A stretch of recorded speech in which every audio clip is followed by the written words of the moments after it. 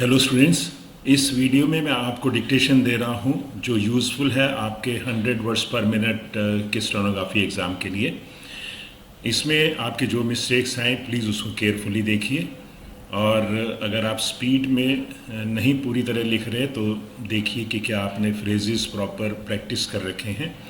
नहीं तो उनकी प्रैक्टिस कीजिए, और ज़्यादा कॉम्प्लिकेटेड करने की ज़रूरत नहीं है, सिंपल फ्रेजेस यूज़ कीजिए।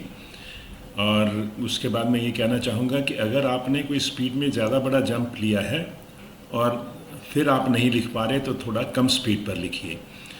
उसके बाद 100 वर्ड्स पर मिनट का जो एग्ज़ाम होता है, जैसे कि आप जानते हैं एसएससी में भी उसको टाइम भी हमें कम मिलता है और वर्ड्स भी ज़्यादा होते हैं, 1000 वर्ड्स होते हैं और टाइम भी 40 मिनट मिलता है।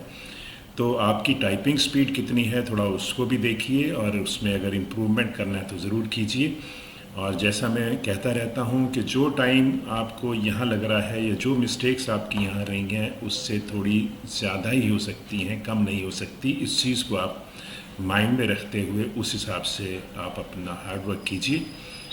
और अगर ये चैनल आपको यूज़फुल लगता है और आपने सब्सक्राइब नहीं किया अभी तक तो सब्सक्राइब भी ज़रूर करिए, इतना मैं कहना चाहूँगा। All the best, thank you. Please get ready for a dictation of transcription number 455 and 456 from Sir Kailash Chandra magazine. 5 seconds. Start. Mr. Deputy Chairman, I cordially welcome this bill. We cannot do too much for our children, nor can the importance of looking after neglected and delinquent children be exaggerated. It is but right that the central government should set up a model law and also try to operate that law in a manner which can be imitated by all the states. Therefore, whatever observations any one of us may have to make can only be with a view to improving the bill and making its provisions effective. Sir, under the bill, two kinds of institutions are to be set up: children's homes for the neglected children and special schools for the delinquent children. Throughout the bill, these two institutions are kept entirely separate. I do not see why there should not be an exchange between these two institutions. In suitable cases, there may be delinquent children whose delinquency could be easily removed and whose retention in the special school may not be advantageous. While it may not be possible to restore the child to a parent or guardian, it should be possible to put it in a children's home. Similarly, some children in the children's home may prove nuisance and danger to the other children, and it may be worthwhile to remove those children to the special schools. I do not see any provision where the administrator or competent authority can make this change. I think at least it should be provided in the rules. There is a provision about religious denomination in special schools, but I do not see why a similar provision has not been inserted so far as the children's homes are concerned. The same thing must apply to the children's homes also. In fact, it should be made applicable to them to a greater extent.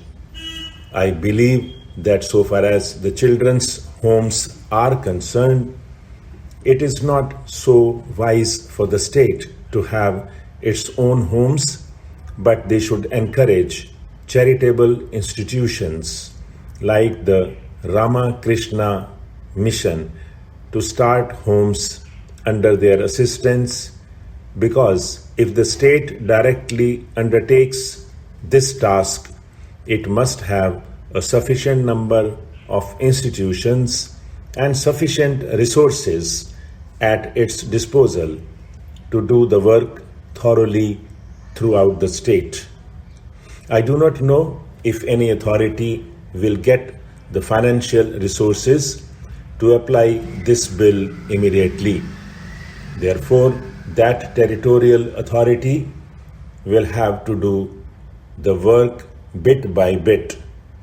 Further, I find that there is no provision here for financial assistance to homes which are run by private non-official institutions. If a child is entrusted to some private individual who is willing to take charge of him, I think that will be the most satisfactory method of looking after the child. If there are such persons and if they are poor, there is no reason why the state should not assist them. Of course, you have to have a proper supervising agency to see that the child is being looked after well and is being treated well. But subject to this condition, there should be an effort to put as many children as possible in homes, especially in homes where there are no children, where they can be looked after well as their own children. And if poor people are willing to take them, they should be assisted. A multiplicity of methods is required for this purpose, and it is not a question of either having state homes or nothing at all. Sir, to run these children's homes and the special schools, a special type of individuals is needed. It is necessary to select people who are psychologically fit to deal with these children. It requires a great deal of affection and patience to deal with these delinquent children. They should understand the minds and souls of these children. So only people with natural sympathy who can deal with them with a great deal of patience should be selected. If recruitment is made just as government officials are appointed, then I do not think these homes will be run satisfactorily. It is prescribed that sociological experts and others are to be on the boards. I do not know whether expert knowledge is needed to decide whether a child is neglected or whether expert knowledge is not needed to look after a child when he is put into a children's home or into a special school.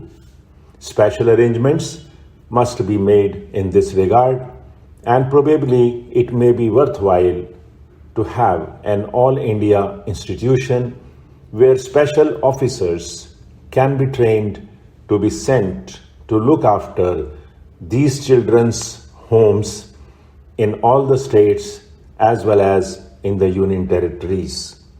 This is a matter which requires a great deal of consideration. I hope, sir, that as a result of this bill, beggars will become extinct. I entirely endorse all that has been said by Dr. Kunzru regarding the necessity to take away beggars' children. A beggar must be automatically deemed to be unfit to support a child, and his child must be put in a children's home. Mr. Deputy Chairman, I support the motion for reference of the bill to a joint select committee. I heartily welcome the provisions of this measure meant to ameliorate the conditions of workers in the road transport industry. This industry has tremendously increased in recent times, so much so that even railways are afraid of competition from road transport in carrying goods and passengers for long distances. We have made enactments for all the big industries. We have got separate legislation for plantations, for coal, and for others to protect the wages and to provide good working conditions to the workers employed in those industries. Because of the expanding nature of this industry, this bill was necessary and is most welcome. While welcoming this measure, I would like to make some observations on the clauses for the consideration of the Joint Select Committee. With regard to Clause 1 dealing with definitions, the provisions of this bill apply only to those undertakings which employ more than 10 workers. Stop.